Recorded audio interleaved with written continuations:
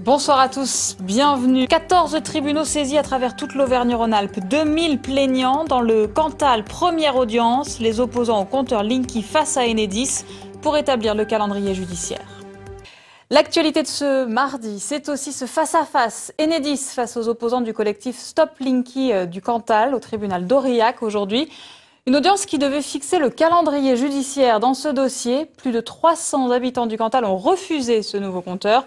49 font même partie de cette procédure judiciaire. En Auvergne-Rhône-Alpes, il y a plus de 2000 plaignants. À Aurillac, Laetitia Théodore, Lydie Rib.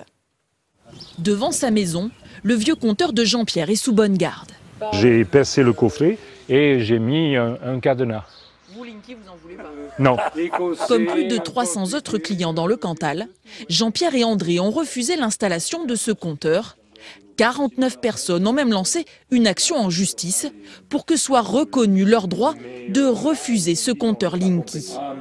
Dans mon quartier, ils sont venus il n'y a pas longtemps installer le Linky. Beaucoup de voisins leur expliquant et faisant un peu une sensibilisation auprès d'eux ont aussi refusé, mais ils ont été certains harcelés, quoi. Enfin, jusqu'à leur exprimer que le relevé du compteur sera payant désormais.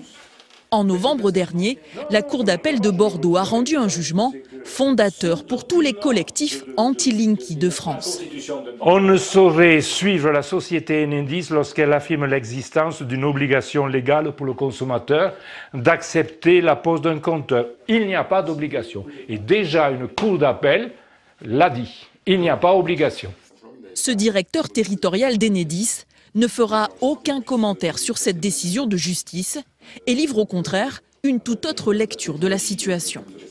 Chaque client a un contrat de vente dans lequel il y a des conditions générales, comme dans tout contrat. Et dans ces conditions générales sont stipulées le fait que le compteur est sous la responsabilité d'Enedis et doit pouvoir être contrôlé et modifié, remplacé s'il le faut, sans que le client ne puisse s'y opposer. Aucun client ne peut s'opposer au compteur Linky, sauf à résilier son abonnement, évidemment.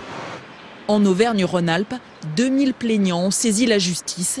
Le procès qui opposera les anti-Linky cantaliens à Enedis devrait s'ouvrir dans les prochains mois.